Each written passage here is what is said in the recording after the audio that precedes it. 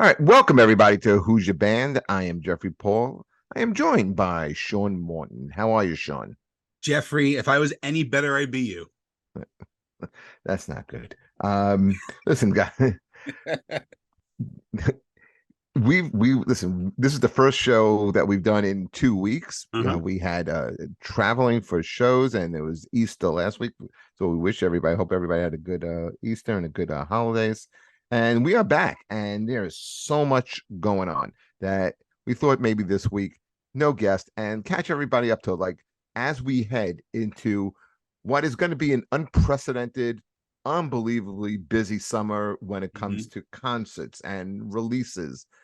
We thought we'd bring people up to like the news on what's going on in music, the concerts that are coming out, the concerts we just saw, and some of the record releases that are going to be out in the next couple of weeks when this podcast gets aired.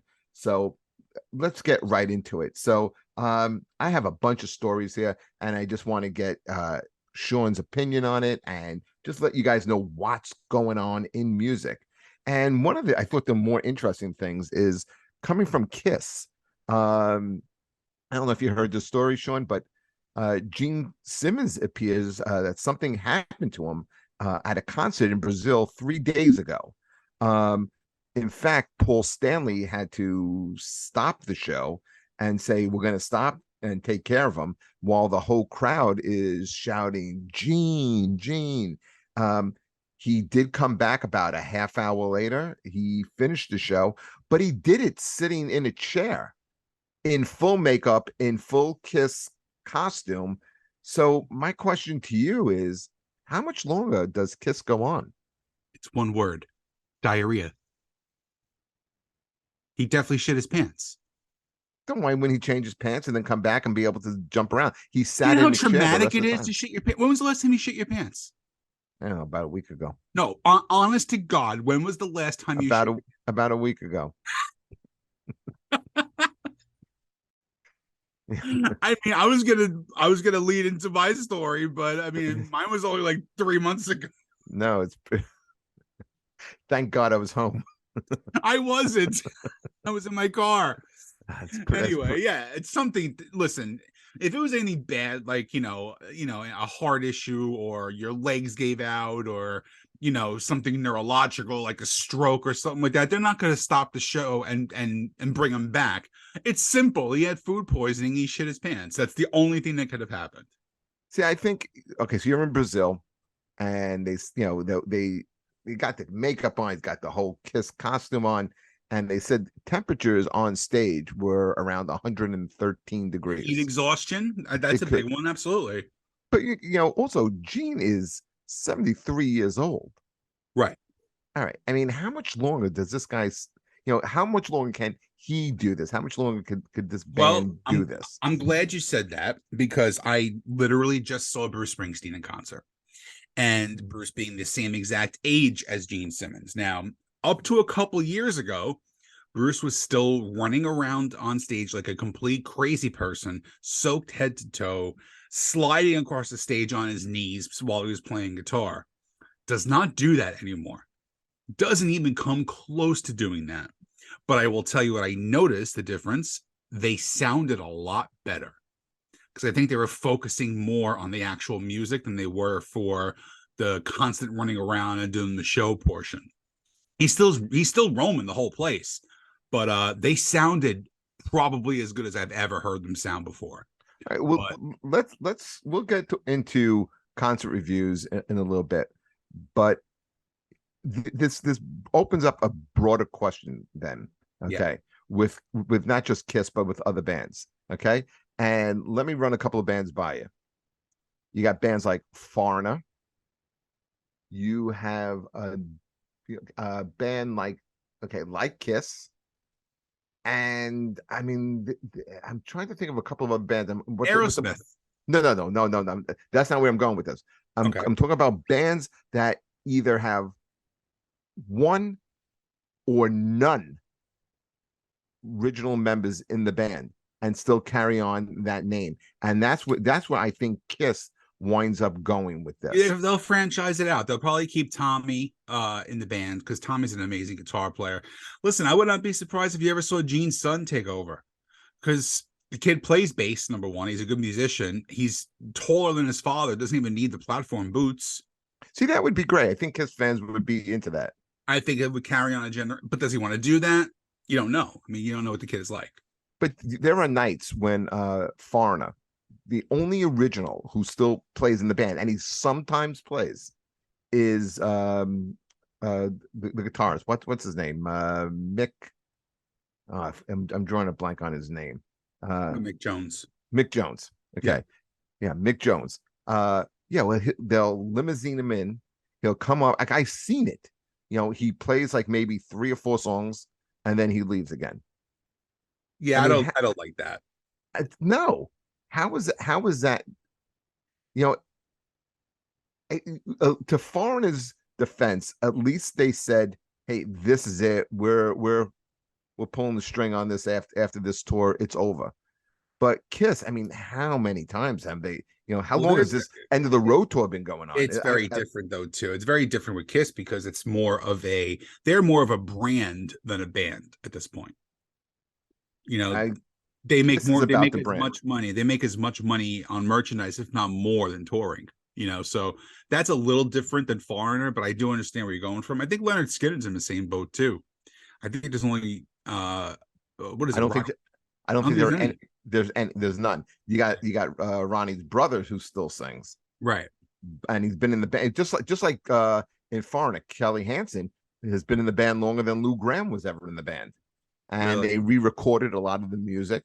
But the songs that everybody knows that people are coming out to, like you said, Skinner and Foreigner. These are 2 bands where these guys they've done nothing to contribute. They're not on the songwriting. They don't get any of the profits of the publishing. They get none of that stuff. So I think as we move on in time, I think we're going to start to see that with a lot more bands. I don't doubt it. I mean, I don't know if you were going to mention this or not. If you are, I'm just going to cut you off and bring it up myself. The whole article that came out about Mick Mars and Motley Crue. I wasn't going to bring it up, but go ahead. I'm glad you did. Yeah, it's a great article. Basically, they're having a bitching fest between Nikki Sixx and Mick Mars, and Mick Mars went on record to defend himself because what they did basically was fire him from every organization that they have. They have like 6 or 7 LLCs underneath Motley Crue, with all 4 of them being co-CEOs, and they fired him from all the corporations, and they reduced his royalties down from 25% to 5%, which is bullshit. And then they kept saying things to the effect of, we propped you up for so many years and your playing was mediocre. Mick did not take that quietly, and he decided to make his own statement and say he did a couple things. He told the entire world that Nikki did not play one single note while they were on tour, that huge stadium tour last year with Def Leppard and Poison and Joan Jett. He played completely to backing track and basically wasn't even plugged in while he was on stage. And then another thing they did, which I listened to, which was really a great idea, they released a guitar isolated track from that came out of Mick Mars's monitor, his earpiece. It was Wild Side and Primal Scream. Right. Yeah, I heard it. And when you hear his guitar playing, I'm team Mick. I'm team Mick because his guitar playing was flawless during that. It was absolutely flawless. From what I've been reading, is a lot of musicians have taken the side of Mick as well. Also, I was at those concerts. Not all of them, but I mean, I saw the stadium tour, and Motley Crue was by far the worst band on it, and that was the band I was looking the most forward to see. Listen, Vince did the best he can. He's you're not getting Vince from even the 90s anymore. No. But I mean, their mix and everything was awful with them. But yeah. All right, so let's go on to the second story. Go for it. And Sean, are you familiar with Lizzo? Yes. Okay. So this is something that a lot of people don't know about Lizzo, but she is a big rock music fan. Mm-hmm. And in February, when she was in Hamburg, Germany, touring, she did an a cappella version of Rammstein's Du Hast. I heard Okay. that. But you heard her do it? I heard that I heard the story that she did it. I hadn't heard the actual audio. Okay. But she did this recently. I thought this was really cool, and I think you're going to back me up on this too, and you'll become a big Lizzo fan after this. She came to the defense of Nickelback, saying that they are sometimes the butt of jokes and that the band takes way too much shit from critics and from people. She says she loves them. She loves the song "How You Remind Me." She called it her jam, and she even sang the song in concert a couple of times. So let me ask you this: what you take on Lizzo being a big rock fan? I think it's stupid because it shouldn't have to be broken down like that. Because music is music. I put a post up on Facebook the other day, and this is the truth. It was like I was sitting at a diner wearing a Luke Combs t-shirt, right, from a country concert that I went to, right after I listened to the brand new Metallica record, all right, while I was waiting that later on that night to go see Springsteen in concert. Who gives a shit, like, if you're a rapper and you like rock? I mean, like, Lady Gaga, her 3 favorite bands are Judas Priest, Iron Maiden, and Anthrax. And she's the biggest, pop dance star over the last 20 years. Fucking great, dude. I'm not a Lizzo fan. She's a big girl. I'm a big guy. That's where we relate. But otherwise, I'm not her fan, but like I appreciate what she does. I've heard a couple of her songs that I like, but I'm not going to ever go out and see her in concert.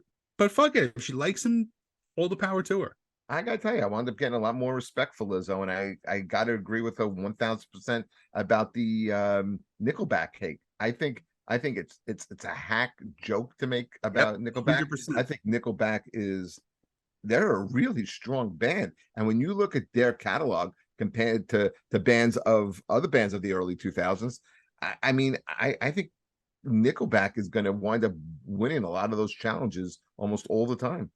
Do you realize that they are the number 4 selling rock band of all time? No, I didn't know that.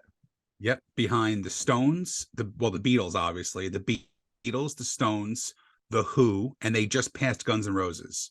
They are the 4th biggest selling rock band of all time. More than the Eagles, more than Guns N' Roses. That tells you something. Number one, go to a concert. More than go Pink to a Floyd? Nickelback concert. Yes, more than Floyd too. Didn't you just see them recently? I saw them for their record release party for their new record, which is a great record. It's called Rolling Up, I believe. And I've seen them a bunch of times. The bonus of going to a Nickelback show, that's like 4-1 chicks to dudes. Okay, so you have a lot of eye candy at a show. But they are a great band. I'm sorry. I have said this for a long time. I get a lot of hate because I like Nickelback, and I freely admit that I like them. I play them, regularly in my phone. Regularly, I play this band. And as far as a live band goes, dude, I still didn't play Starland, and they played like they were playing for a 20,000 seat arena. Why do they get so much hate then? Because it's the cool thing to do. Why? How did that become a thing? Because they were like Creed. People hated Creed as well. And the reason why people hated Creed is because they made rock music that was a little more commercial. Now, the people aren't going to hate on the Foo Fighters, even though they're a commercial rock band. But when you write what they really do is write really good pop songs and turn them into rock songs. And that's a hard thing to do. It's a really hard thing to do. So they write really catchy stuff that chicks tend to like too. So guys tend to shit on that because, what does my girl know about friggin' rock and metal? I'm going to tell her what I like, what she likes, They have rock songs with hooks. Yeah, a lot of rock songs with hooks, killer ballad. They write great ballads, which is really hard to find these days too, which is a definite 80s and 90s throwback. So again, yeah, they get a lot of shit, but let me tell you, man, go see them in concert. It'll change your mind 100%. Okay. Are you a fan of the Police? I don't go deep. I like I'll put our greatest hits on, but that's it. Okay. So we got a story here about the Police as well. I don't know if again, that's what the show's about today. We're going to be filling in people with all this rock news, and there's plenty. So Stuart Copeland made some news this week. He basically ruled out a police reunion, saying the trio will remain great friends as long as they don't work together. Okay. I think that pretty much spells out they ain't going to get back together for another No. reunion tour. He also kind of suggested where this comes from. And it seems like it stems from Sting isn't the greatest at compromising when it comes to songs on an album. And Stuart Copeland basically came out and said that him and Andy have ideas for songs too, but all of Sting stuff have to appear on the album first. Like he'll get first crack. And let's face it, man, Sting is a great songwriter. I think in some cases very underrated as a songwriter. But when you're in a trio and you're splitting things evenly, everyone's got to get their opinions and songs in there. What do you think unless about it's this? established, unless it's established from the beginning. Unless like I have like I have, a band that, we haven't practiced in forever, but it's known that basically me and my guitar player write the songs. He writes the music, and then I'm going to come in with lyrics, and then we're going to present it to the rest of the band. Are you comparing yourself to the Police? I'm just saying that, me and Sting have a lot in common. Can you name what your anatomically I taught him about the whole tantric thing. We bumped into each other at a coffee shop in LA in the early 90s and stuff, and we had a great conversation. Things that people don't know about you. You don't. I'm like an onion, dude. There's layers. Yeah. So yeah, there really is. I think because you both stink, but go ahead. Dick. So you should have said I made you cry. But anyway, yeah, I understand why they would get pissed off, because unless it's like an established thing where like you have the one guy who is the ringleader of the band, and he says, listen, I'm going to, here's what I have, here's demos, take them and just add your parts to it. But, there's another whole other aspect of it too, is because Sting is known for trying to only be the only songwriter on the song. So he gets all the royalties for it. I don't know if you were aware of that. Andy Summer, saying he's kind of like the alpha of the band? Yeah, well, of course, Andy Summer had a huge falling out with him a million years ago because he had no songwriting credit on Every Breath You Take. And he wrote that guitar riff. Sting freely says Andy wrote that signature riff, but there's no songwriting credit for it. So this is another story to piggyback off yours.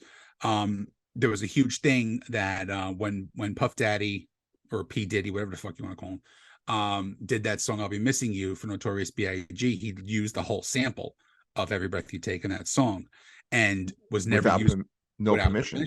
So now he actually just admitted a few weeks ago that he pays Sting $5,000 a day. Yeah. And that comes out to a little under $2 million a year. Something like that. Yeah. So think of it. So Andy Summer should get half of that, but he's not getting any of it. Right. So you understand why there's a lot of tension and friction with that band. Sure, they made a ton of money together, but Sting is definitely reaping more of the benefits than the other two. Exactly. Well, I mean, listen, I don't think anyone's hurting because Sting is on tour this year. He's going to be doing all his greatest hits, Police and solo stuff. Stuart Copeland has been scoring movies forever, and Andy Summers is out on tour with a band of his own, doing a bunch of Police stuff. So, it's no one's hurting there. But I just thought that was kind of an interesting thing. Yeah. Okay, we got a couple of more stories here, and coming to the end of the road for some of these guys. And one of those bands who's coming at end of the road is the Nuge. Ted Nugent announces that this tour will be his last. He's calling it adios, mofo. But he will continue to make music. He'll still continue to record new music. He has just done touring. He stated that hotels are like jails. That's a quote from Ted. And he'd like to spend more time with his dogs, his grandkids, and his kids. Are you a Ted Nugent fan? A couple of the hits. I know he's playing in August, right around the corner from me at Starland Ballroom. So I'm thinking I might do that. That's a great place to see him. It really is. So I think I'm going to go to that. And it's kind of funny that he's announced that this is his final tour, but he's going to record. Godsmack is doing the exact opposite. they announced their last album is their last record they're ever going to record, but they're going to continue touring for the next 10 to 15 years. They said that nobody wants to go out and hear the new music anymore. They just want to hear greatest hits once you're 20, 25 years in, established as a band. So they understand it, which I think is kind of cool. You know, it's kind of the opposite of what Ted's doing, though, if you think about it. Yeah, You know? I think with Nugent, listen, he's an older guy. Mm-hmm. You know, he's got to be in his early to mid 70s. Oh, absolutely. Okay. Yeah, he is. He's a guy who he he he's an outdoorsman. He's, you Mm-hmm. know, he beats to his own drum, you know, and I think at this point in his life, you know, he just doesn't want to do the grind. It is a grind. It's not like he is like one of these mega acts. You know, Mm-hmm. you're still playing Starland Ballroom. You know, it's still going on a bus. It's still staying in a hotel. You know, it's a big that's a big inconvenience for an older gentleman. Of course, So touring has stayed the same, but recording is completely different. He can just have a recording studio in his house. right, You don't need to do the old days where like you're living in a studio for 6 months and you're writing and recording it. You get up, you take a shit, you make a cup of coffee, and you plug into a computer and you play for 8 hours. You know, exactly. it's a lot easier. Okay, so as we're talking about Ted Nugent taking a step back from touring, knew who's going back on the road? Foo According to Fighters. Joe Perry, Aerosmith is planning to start their new tour in September and going into 2024. The downside is it doesn't look like Joey Kramer will be joining them.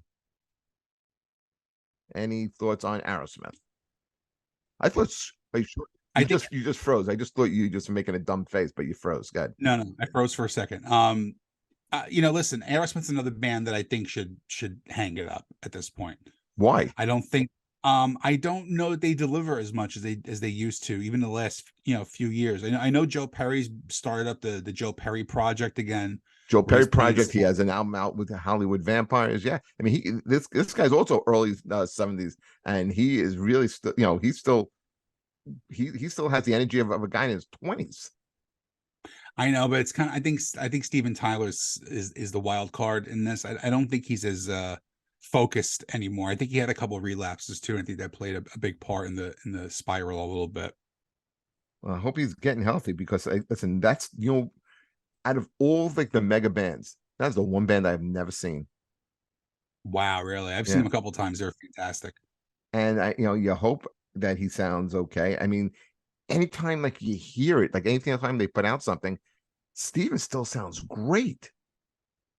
It's different to sound great in a studio because you can fix that, but you can't fix it live. Mm, I don't know, but we will see. So starting September, Aerosmith back on the road. They right before the pandemic, they were supposed to be touring as their 50th 50th anniversary with That's Rival crazy. Sons, and it was supposed to all commemorate, all kind of like reach its crescendo at Fenway Park, because they're a Boston-based band and playing multiple nights at Fenway Park, and they never got a chance to do that. So I hope that's in the plans. Another guy who's coming back from touring who had to take some time off. I went to see his farewell tours. Peter Frampton announced a new U.S. tour, Never Say Never. I was at his last, like I said, his last shows was in 2019. He had revealed earlier that year that he had a condition that prevented him from playing, but he says he's feeling good enough now and he's good enough to hit the road. And Frampton is back playing. What do you think about that? Eh, No, nothing. You don't like not a Frampton? fan. Not a fan. Oh man, love the guy. Not a fan. I gotta tell you, one of the most surprising concerts I've ever seen. Really? Great guitarist. Okay, so I got two more stories. They're kind of quick, and then we're gonna get into some And I got one too. okay, then we'll get into some concert releases, some record releases. Um, there were rumors. You know that big concert that's gonna be out in California? Yep. What was it Power called? trip. Power Trip. Okay. I thought one of the weird um fits on the show is Tool. Why? Because when you look at the other bands, it's Ozzy. Metallica, AC/DC, Maiden. I think Tool is a different type Guns of N' band, Roses. and I think they're a younger band than these other They're the bands. big. You just hit the nail on the head. They're the biggest band besides those five. There's no other band that comes close to being as big of a rock band Well, than those this five. this was the band that was rumored that was going to fill that Tool spot, and I think it just wound up becoming a rumor. There were rumors that Richie Blackmore was going to return to Deep Purple. Okay, but according to Joe Lynn Turner, who had sung for Purple, he had sung in Richie Blackmore's band in Rainbow. He says that's not going to happen. That's never going to happen. He says that Richie and Ian Gillan just can't put past issues aside. But I thought that would have been the perfect band to Not fill out that even that card. close. Not even close. Tool is A a legendary way band bigger band. with Richie Blackmore. Tool is a way bigger historical band than Deep Purple ever was. Mm. 100. They are the most different, diverse. The only other band I think that had a remote chance of going on that was Judas Priest. No. See, I don't think that fits.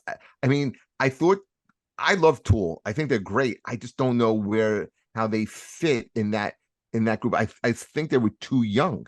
I still think they're kind of relevant. Only other band that can easily fill that spot is the Foo Fighters. No, God, yeah. a current band. Yeah, no, that's the only two bands that could fill that is Tool or the Foo Fighters. That's you're not gonna convince me otherwise. Okay. All right. So last story that I have here. Something I'm looking forward to, and he froze again. Look at that dumb face, folks. If you're watching this on YouTube, and if you're hearing this on Spotify, whatever, you listen to this on podcast, Sean's face is frozen like Joe Pesci. And then he's unfrozen. Okay. You're freezing too, by the way. Just so Am I? I'm blaming on Adam my end, yes. Okay. Yes. All right. So last bit of news. We have Volbeat and Hailstorm. They are touring together this summer. Love both bands. North American tour. I think we should go to that. And yeah, August 5th, they are playing Atlantic City, Ovation Hall. Yes, I was considering asking you if you wanted to go see that, Jeffrey, but we are going to see Metallica, Pantera, and Mammoth the day before. I don't know that I can deal with you 2 days in a row. No, so that's the only reason why I did. The next night, I will be in Frenchtown at Artie's, and I'll be interviewing the Smithereens. I'll be with them that night. So, that's pretty cool. Yeah. Very. So okay, I have one story before we go to more tour stuff, because there was a lot of tours we got to talk about too. Dolly Parton and music releases. Yes, Dolly Parton. I don't know if you remember last year when she went into the Rock and Roll Hall of Fame, she tried to turn down her invitation because she said she was not rock and roll, and they said, tough shit, we're still putting you in. And during her speech, she had said again that she did not belong in the Rock and Roll Hall of Fame, but she thanked everybody. And she said, I guess I owe you guys a rock and roll album now. So what she is, they just announced today, she is doing a rock cover album. It's coming out in the fall of this year, doing stuff like I Can't Get No Satisfaction, Purple Rain, that's not really rock. Stairway to Heaven, Freebird, stuff like that. But she has people like Steve Perry from Journey, Nikki Sixx, Pink, Brandy Carlisle, Paul McCartney. Everybody and their mother is going to be on this record, and John 5 is playing all the guitars for it and producing it. I got to hear this record then. That's going to be pretty good. That's a good one. That's what a way to close. So again, folks, a lot of music news, and along with music news, we also got a ton of releases, right, Sean? A lot of great releases that just came out and or are coming out. All right, so bring us up to date on that. So, as of today, the new Metallica album is out. I would like to say that I know what you're going to say about it, but I'm not going. You just froze. What is it? I don't get what happens with this internet sometimes. Sometimes, he said he can see me freezing, but I think Better. because he's Uh, freezing. Sean, you there? yeah, I'm right here. Okay, you froze again. Good. So what part did you hear?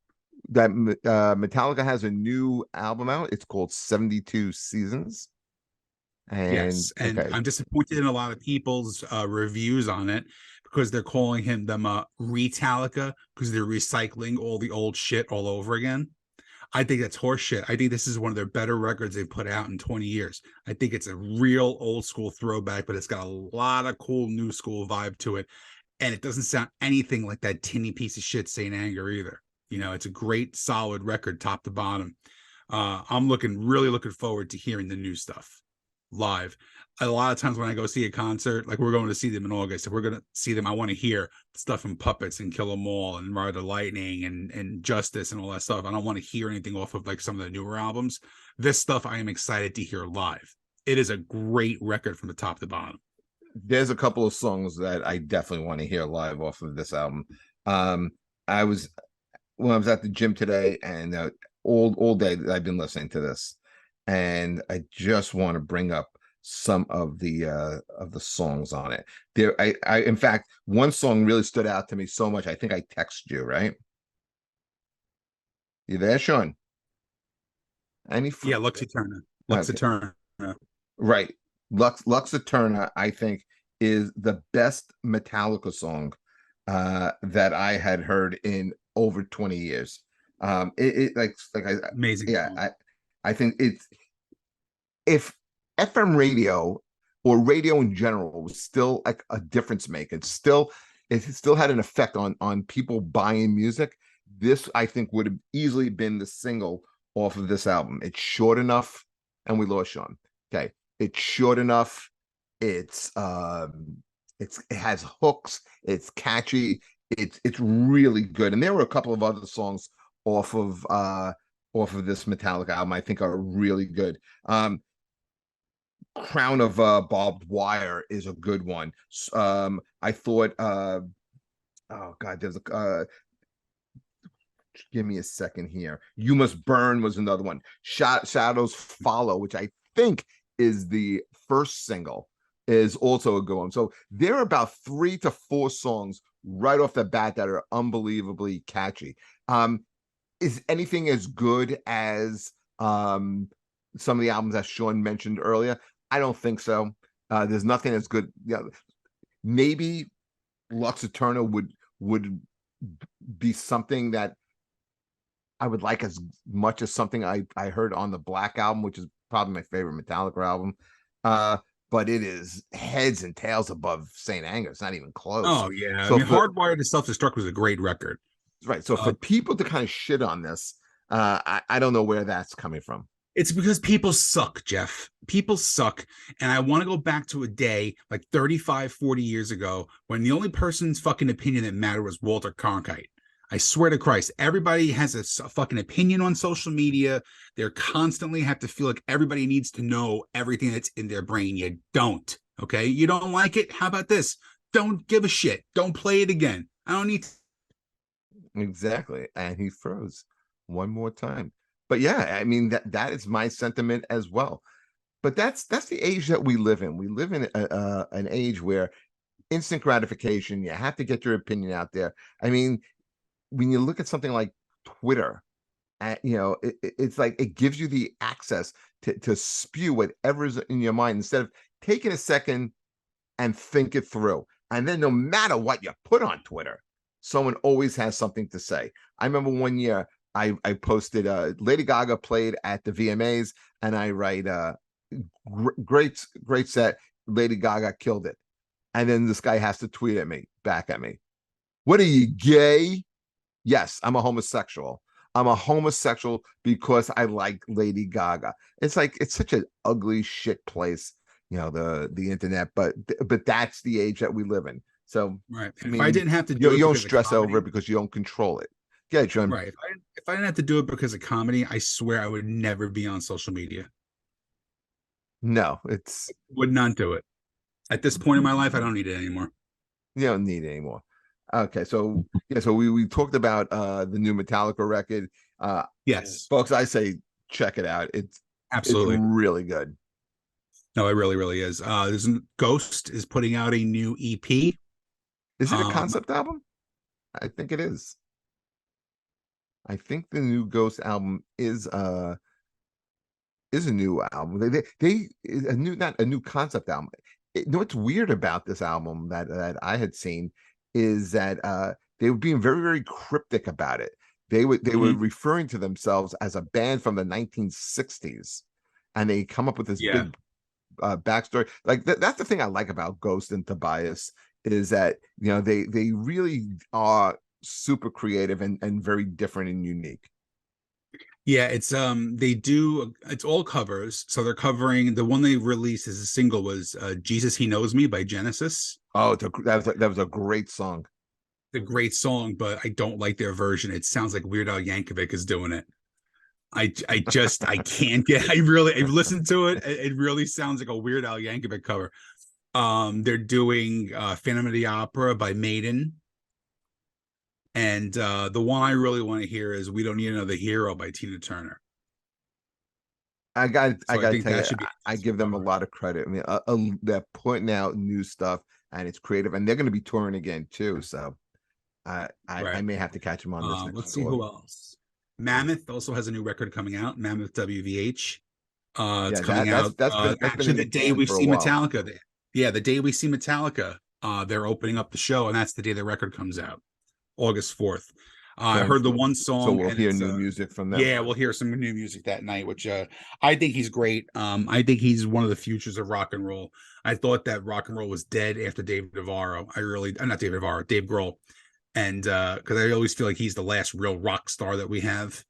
Everybody else kind of has a little bit of rock star vibe, but Dave Grohl is the last greatest rock star that's alive right now. Wolfie's going to pick up that. I Wolfie will hope run you're with right. that. I think he has to write something kind of catchy. I He's got think to it have has a to be monster something hit. that's going to cross over. Yeah, Yeah, he's got to have that hit. Like the Foo Fighters were great on their first record, but once the second record came out and you started hearing songs like Monkey Wrench and My Hero and Everlong all on one record, like they're three of their biggest songs on their second record, and that's what catapulted them to being the biggest rock band in the world right now. I think Wolfie has that chance to do that. I really do.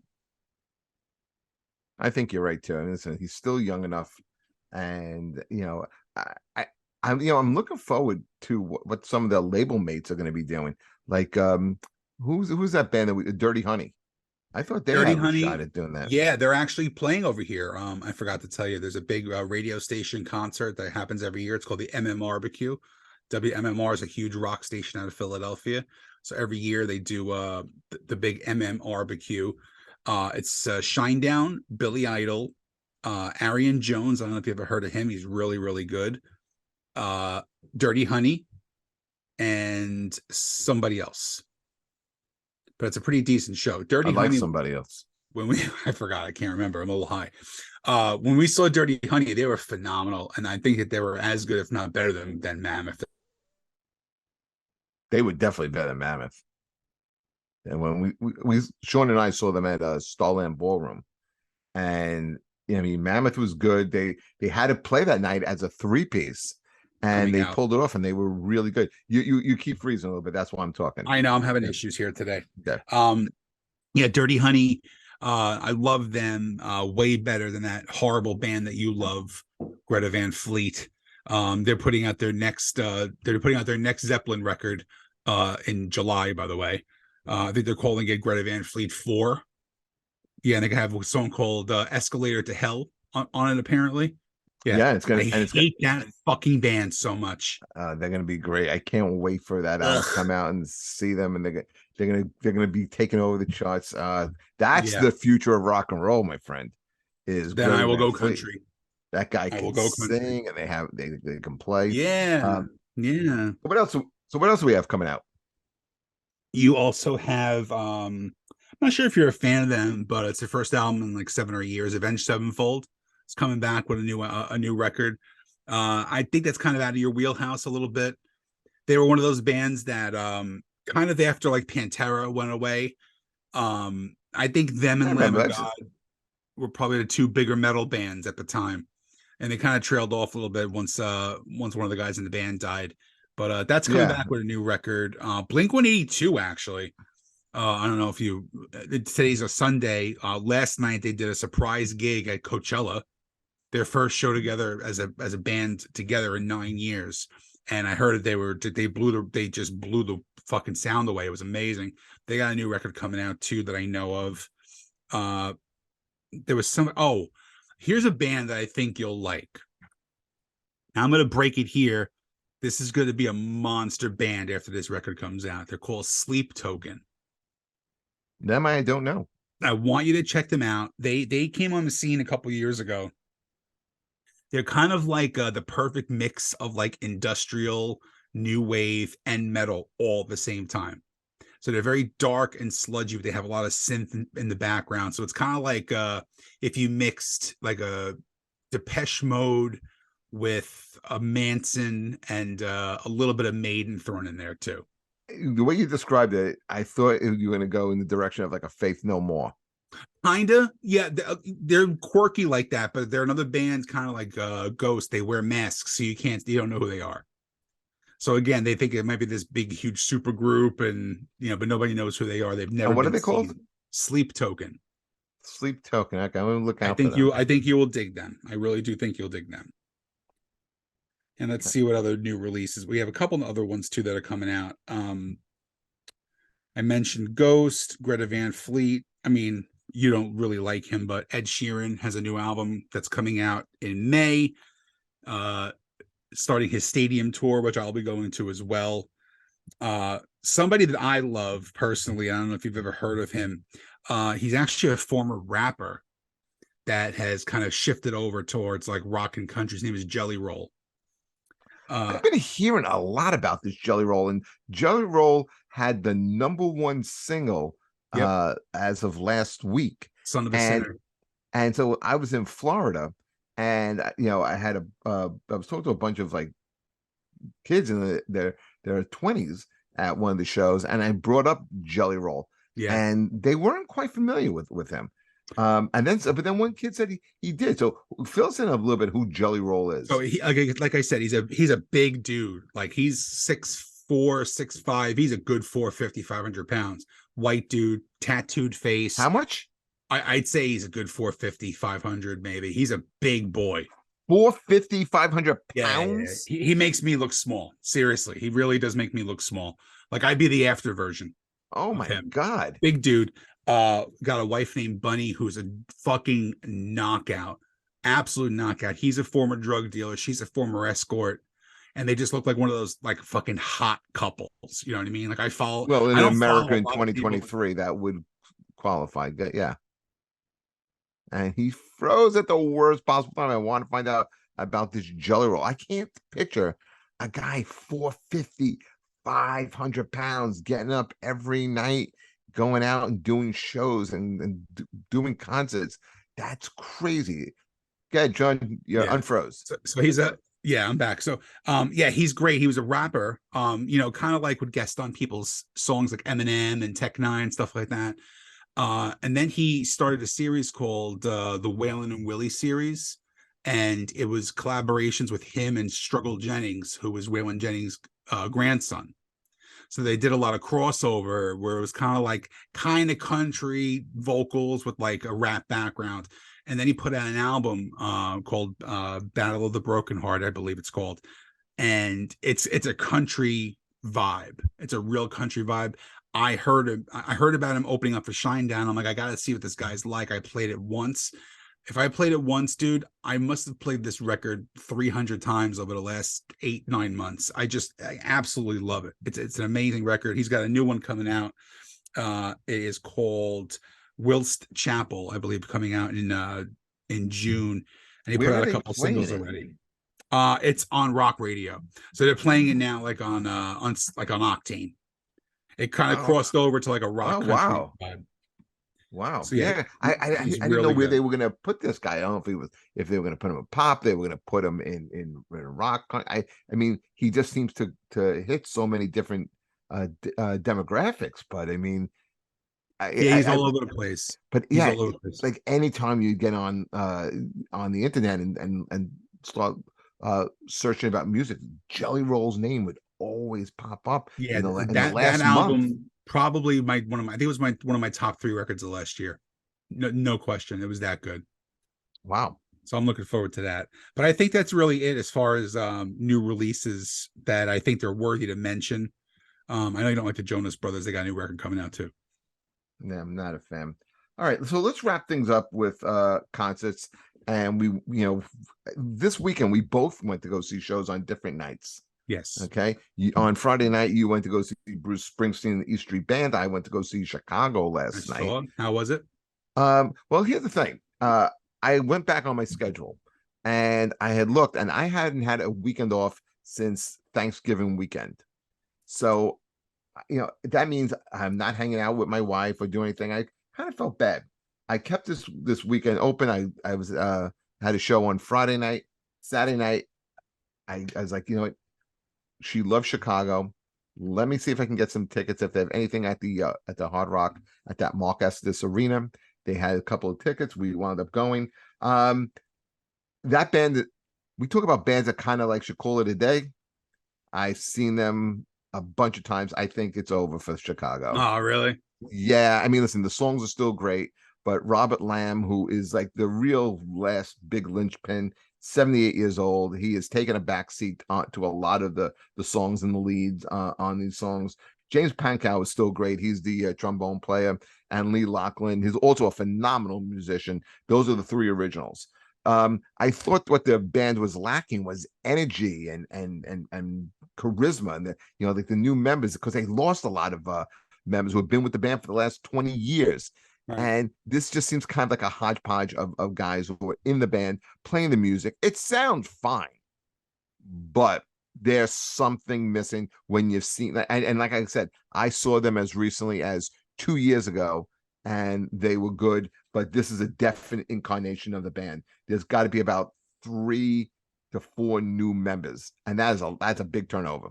Yeah, that's the band. You lose a lot of cohesiveness too when you have that many new members. One person you can kind of fill in, but I don't know. You're replacing half your band. That's kind of tough. It's a new lead guitarist. It's a new main keyboard player. It's a new drummer. Those are 3 big components. Yeah, that's a lot of attitudes too. Yeah, new bass player.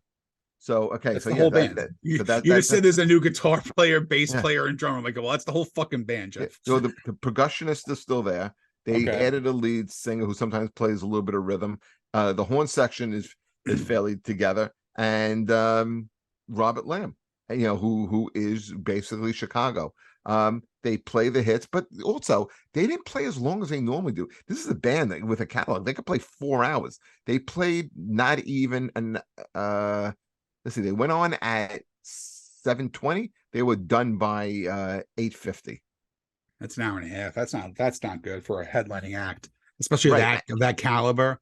And I'm gonna say at least 10 minutes of it was band introductions. Wow. Yeah, that's shady. Yeah. Hang it up at that point. A little disappointing. Listen, I love the songs, and it's gonna be a sad day when Chicago's not coming around every summer, but you just don't want it to end like the way Meatloaf ended, where he couldn't sing, and it was just like, you're watching a shell of a guy out there. I agree. That's why I won't go see Bon Jovi again. Yeah. The last time I saw him, I mean, they literally dropped it 2 keys, and he still couldn't hit any kind of note. Record the records. If you want to do some acoustic stuff, do some acoustic stuff. But come on, you have to admit at some point you got to hang it up if it ain't working. I think that's the guy who's done. So tell us about Bruce Springsteen. Bruce was amazing. He has been basically playing the same set list every night on this arena tour. He said he was going to, and then he said the stadium tour will be more like a normal show where he varies it up. Usually opens up with No Surrender. And then this time he opened up with Local Hero. First time he played that in 10 years, which is great. He rotates. There were a couple of surprises in this set. Yeah, he rotates out 1 or 2 songs. He did the E Street Shuffle this time, which is cool. He took out Born in the USA, which I'm happy about, and he replaced it with Jersey Girl, even though I'm not a huge Jersey Girl fan. Yeah. You have to play it if you're in Jersey. It's kind of like a prerequisite that he's got to play that. He did Thunder Road. He hasn't been doing it on every show, which I thought was cool. Great song. Yeah. Just a couple songs that I would have taken out. A couple songs I would have taken out. I liked his new record with the soul covers. I thought it was really good. He did Night Shift, right? He did Night Shift. Yeah. Cool to see, but I would have rather have heard like The Ties That Bind or something like, something different. He didn't play one song off of Greetings from Asbury Park. So that was That's too bad. different. Yeah. It was a little different. I'm not Didn't a do the huge river. He didn't do the river. No. He didn't play Jungle Land. So like he didn't play like some songs I thought he would do. Like I'm not a huge fan of Kitty's Back. But did he do I thought he did Jungle Land at Madison Square Garden. Well, he may have, but he didn't do it at my show. So what he does is he has like 2 or 3 songs that he rotates out. Still a phenomenal show. The band sounds amazing. Jake is he got some big shoes to fill in his uncle's footsteps, Jake Clemens, but he does him justice. He really, really does. They do a nice little tribute to Clarence during Rosalita. It was Rosalita or Born to Run, one of the two. But they put Clarence's pictures on the screen and stuff like that. And Danny Federici Danny too, right? Federici as well. Yeah, he did a really beautiful, and he ends the show, which is kind of weird. So he ends it with 10th Avenue Freeze Out. It's like a 7-song encore. Band leaves and he just comes back acoustic, and he dedicates the I'll See You in My Dreams to his nephew who passed away. And so it's just the whole place is jet black, cell phones lit, him and an acoustic guitar singing I'll See You in My Dreams. That's the last song of the night. Does he walks out by himself and the band doesn't come back on? Band doesn't come back on. He does all the farewell the farewell goodbyes, all that stuff. They all walk off. He comes right back out, spotlight on him, one last song, and it's done. Kind of a different show. Just under 3 hours, 2 hours and 50 minutes, because they had a late start. Because Prudential Center, when you have a 7:30 start time, hey, let's open the doors at 6:30 for 20,000 people. Prudential's one of the worst arenas for that. I hate it. I absolutely hate it. But so they started late. It's supposed to have a 7:40 start. It started at 8:05, so it's not too bad. And then he was done by just about 11 o'clock. Not bad. Good show. No intermission, right? No intermission. No opening act. Open up. He did 27 songs. And he's 73 years old, and he sounds better live than he did 10 years ago. I saw a lot of video from this tour, and he did sound great. He looks like he's moving. He moves like an old man. That's the point I was making at the beginning of the show. He slowed down a lot. He has definitely slowed down, but he's more focused on his vocals, which I think was always a little bit of an issue with him. Like he was more of a front man, never known as like this great, amazing singer. No one ever said he was the greatest voice of all time. He even says it, but he was a showman and he was a rock and roller. Now he's toning it down. He's still playing the songs, but they're more laser focused. I noticed that. I think this is a lot of newer people in the band too. He's got Jake. He's got a 4-piece horn section, a 4-piece backup singer at this point too. So how was the band? How was Steven? How was Max? They were all just super, super tight. I looked at Max Weinberg and I said to myself, this is probably one of the most underrated drummers. Absolutely. Underrated. He does not get the credit he deserves. He is a monster when he's playing. And you don't realize a lot of the fills he's doing.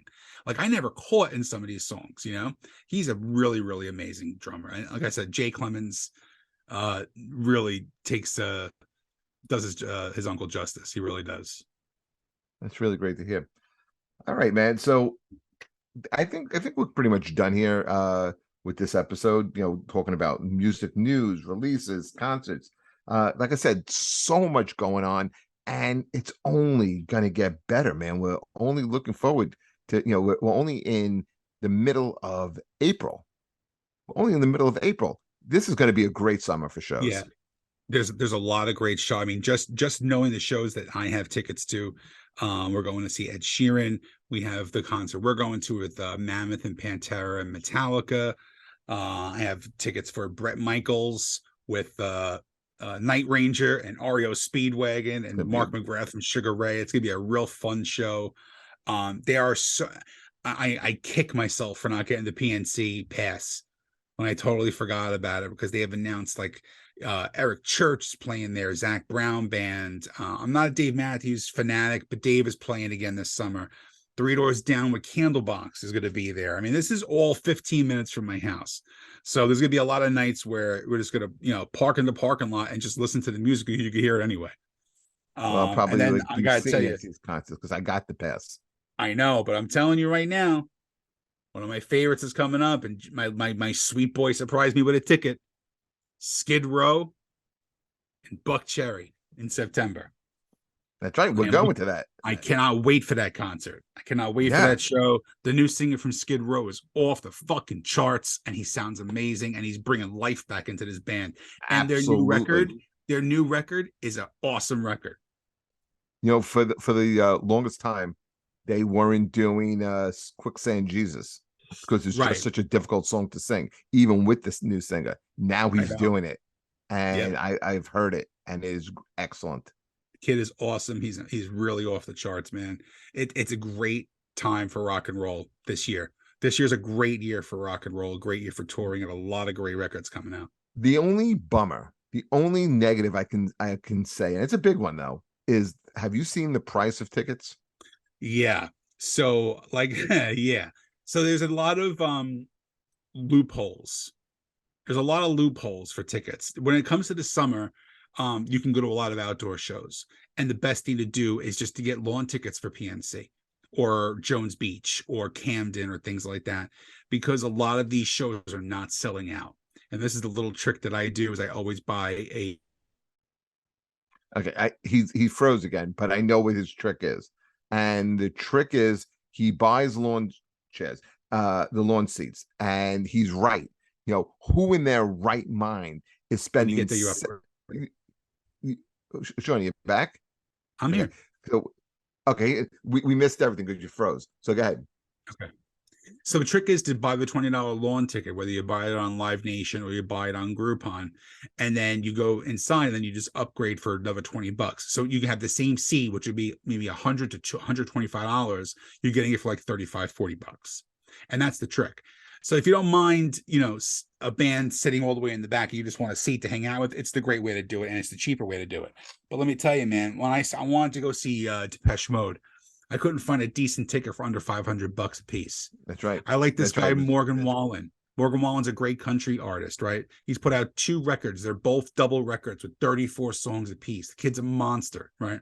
He sold out 2 nights at MetLife. 2 nights at MetLife with 2 albums. And I couldn't get a ticket in the 100s for less than $400. Yeah, It's insane. It's nuts. But so I think with the amount of shows that every venue has a full lineup to show. Even Forest Hills in Queens has Duran Duran this summer. This is a band that last summer sold out Madison Square Garden. Okay. Well, Forest Hills is a big place. Yeah. But the thing is, bands are having a hard time booking arenas. Either what certain acts are doing, like I know for a fact, AC/DC did that. They put a bunch of holds on dates. Okay. And in some cases, those, you put down a little bit of money on it. And if the date comes and goes and you don't do it, you lose that money. Well, AC/DC has the money to be able to burn like that.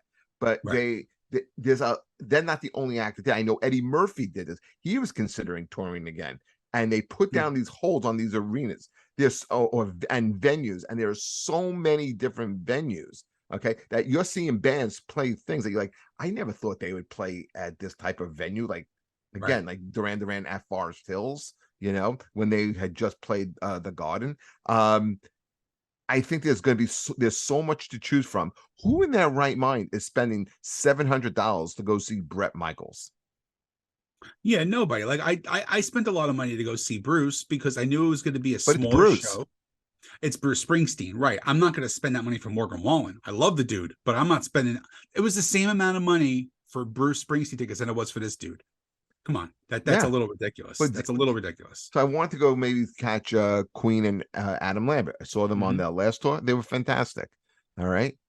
Again, I'm not spending $800 to $1,500 to see basically it's almost a half a cover band. A Queen cover band.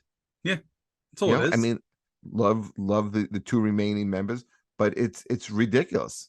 I agree with you 100%. I wouldn't do it You either.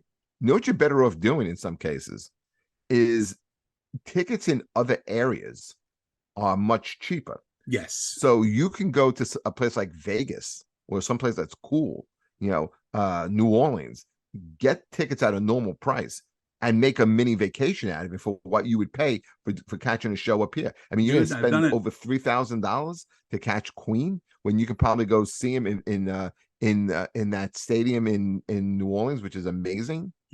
I've done it. I flew out to California to see System of a Down twice. I made it Yeah, a vacation. I flew out to see them in San Bernardino, California, stayed there for 2 days. When the next day drove down to San Diego and saw them in San Diego. So, and you're right. And those tickets are like $100 a piece. And I sold them, 2 nights. They never come out to the East Coast, and I got a vacation out of it. it's going to be something. We're gonna see how these prices sustain, but maybe that's a future show. But anyway, we will be back next week. We'll probably have a guest or two. Sean, anything you like to add? Plug anything you're doing?